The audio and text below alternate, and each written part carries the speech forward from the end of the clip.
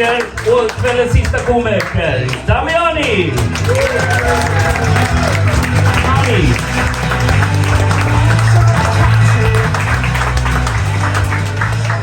Salut, salut les amis. Il est arrivé une chose qui n'était pas arrivée depuis la nuit des temps. Une femme s'est retenue de péter sur les genoux de son mari. Konstigt att ni skrattar inte. Ifrån kriget den skulle funka jättebra faktiskt. Men då en fråga kommer. Kan ni gissa varifrån kommer jag? Nej. Säkert att ni tror att det är en retorisk fråga, men det är inte faktiskt. Det står här varifrån kommer jag. Jag är svensk. Salam alaikum. Tror du på mig att jag är svensk? Ja? Ja? Konstigt, jag skulle inte tro på mig. Men jag är svensk faktiskt. Eller, jag växte upp i Frankrike, men jag har svenska föräldrar. Och de tänkte att det skulle bli roligt att inte prata svenska med mig. Och det finns ändå värre faktiskt, för att jag var i Sverige typ varje år, 3 månader per år för att besöka familjen. Men alla kunde prata franska också, så de pratade bara franska med mig. Vilken skit familjen! Och det finns en annan grej som är roligt. Vad heter du? Jag har glömt, ursäkta. Ditt namn? Ahmed. Kan du gissa mitt namn? Fredrik? Nej. Någonting annat? Sam? Nej. Damani är mitt artistnamn och det är lite som jag. Det låter inte svenskt, men det är jättesvenskt. Jag heter Daniel Mats Niklas Bengtsson. Jag kan inte bli mer svensk än den, tror jag. Och i Frankrike det var inte farligt att ha det namnet. Jag var bara lite tröttsam för att alla människor kom till mig och frågade mig om jag kunde översätta IKEA-ordet. Och jag svarade alltid samma sak. Ja, självklart att jag kan översätta. Det betyder knulla din mamma jävel. Jag var jättetrött om den frågan. Jag tror att jag var lite frustrerad att jag kunde inte översätta på riktigt faktiskt. Men i Sverige, mitt namn är bara en vanligt namn. Det är inte originalt eller någonting sådär. Eller inte exotiskt alls. Problemet är att det passar inte med min dialekt. Så när jag säger till människor jag är svensk och jag heter Daniel Mats Niklas Bengtsson, de är va? De tror inte på mig. Det är så där att en gång jag fick en gratis natt på en jättetrevlig plats med jättesnäll personal också där. Polisstation. Jag tror att jag måste förklara lite mer. Så det var en... jag körde bil, det var klockan 1 på natten. Och jag såg att det var en civilpolis som följde mig. Och de började lägga på siren. Och när de kom på bilen, jag var jättestressad för att när du har växt upp i Paris, du gillar inte polis. De är jätteotrevligt. Så jag var jättestressad, jag var sådär. Jag tänkte själv att jag hade gjort fel, så jag var en bra kund för polis. Jag hade också jättehögt musik, typ rapmusik och sådär. Jag hade en caps på mig och sådär. Och när de frågade min körkort, de sagt okej, jag tror att vi har hittat problemet. Vad har du köpt ditt körkort? Jag har inte köpt min körkort, det är mig. Och han sagt, du tror verkligen att jag ska tro att du heter Daniel Mats Niklas Bengtsson med din franska dialekt?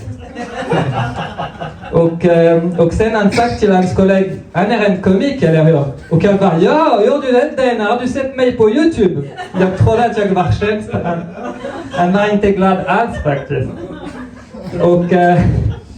Och då han sagt, men faktiskt han var inte snäll. Han bytte mitt namn. Han sagt, så nu Daniel Dupont, vi måste sluta att spela. Har du riktigt körkort med dig?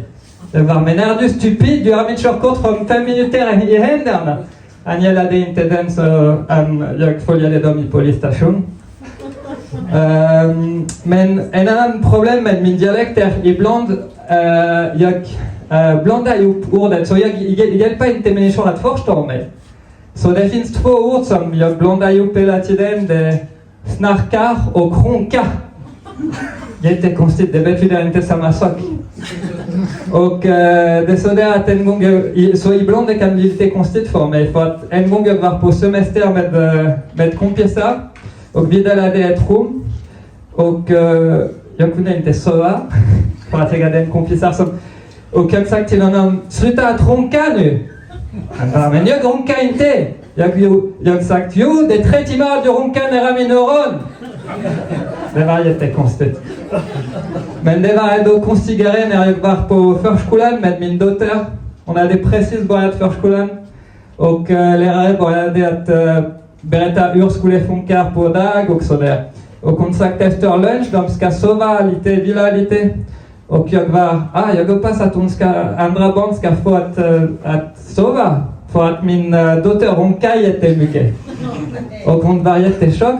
Och jag förstod inte varför. Och jag sagt, men varför de kan inte runka i skolan? Det är ganska vanligt, alla runkar. Det var jättekonstigt också.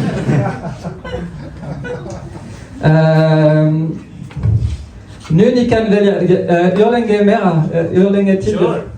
Okej, nu ni kan välja, jag kan prova lite nya material.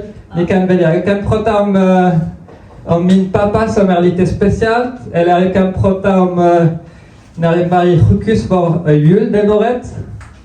Eller om Tinder. Vad vill ni? Min farsa. Pappa, okej. Så jag älskar min pappa. Men det finns 2 problem med honom. Först, han föddes i 40-talet. Och jag tror att alla människor som är föddes på 40-talet som känner krigen också, det är lite speciellt. Ändå om de var i Sverige, de är lite speciellt faktiskt. De hade inga TV nu, om vi vill titta TV, vi bara tittar på Netflix. Men, och han är autist som hjälper inte också. Så det är så där att en gång, jag var 6 år, han säger, Daniel, nu vi måste ha en seriös diskussion. Och han satt mig och han sagt, nu du är en man. Så nu, du kan inte gråta. Det är slut, du måste inte gråta. Och du kan inte pussa mig när du träffar mig. Du måste bara händerna. Det var jättekonstigt för mig. 6 år gammal var. Och en annan grej, han tror inte om läkare. Han tror att läkare är skit. Och det är sådär att en gång min finger träffade en kniv. Eller en kniv träffade min finger. Jag kommer inte ihåg exakt. Men jag kommer ihåg att bara att jag hade mycket blod och sådär. Och jag sprang till min pappa. Jag sa, titta pappa, du måste hjälpa mig. Vi måste åka i sjukhus. Jag har mycket blod här. Han sagt, först när vi ska lösa det problemet, du ska städa i lägenhet för att det finns blod. Nu det är jättesmutsiga. Och han säger, nu du ska vänta mig i badrummet. Han kom tillbaka i badrummet, eller han kom i badrummet med en flaska alkohol, en t-shirt, eller en tröja. Och jag vet inte namnet på svenska, den grej för... Synor, okej. Och han började att lägga på alkohol på min finger, så jag bara aj. Och sen han ger mig t-shirt, han säger nu måste byta, vi ska bli seriös nu. Men varför? Det var inte seriöst med alkohol. Och han började att fixa min finger. Det var jättekonstigt, jag var jättehund. Och han sa, det är så där att vi gör det när det var krigen. Vad var din första ord? Kommer du ihåg ditt första ord? Svetsare. Ja? Svetsare. Ditt första ord var svetsare? Oj, du var originalt också faktiskt. Vad var din första ord? Du kommer inte ihåg? Men det var säkert pappa eller mamma? Eller? Nej, okej. I alla fall, för mig det var också inte pappa eller mamma, så min föräldrar är fortfarande jättearg mot mig. För att min första ord var inte pappa, inte mamma, och det var inte för dem heller. Min första ord var encore, som betyder igen på svenska. Och det är bra att du skrattar innan. Och så jag sagt exakt så där, encore. Till ett präst. Det var jättekonstigt. Och göra lite till, eller? Är vi klara? Ja, men ta en minut till. En minut. Eller två. Okej, nästa gång då. Jag är klart pojkar. Men tack så mycket.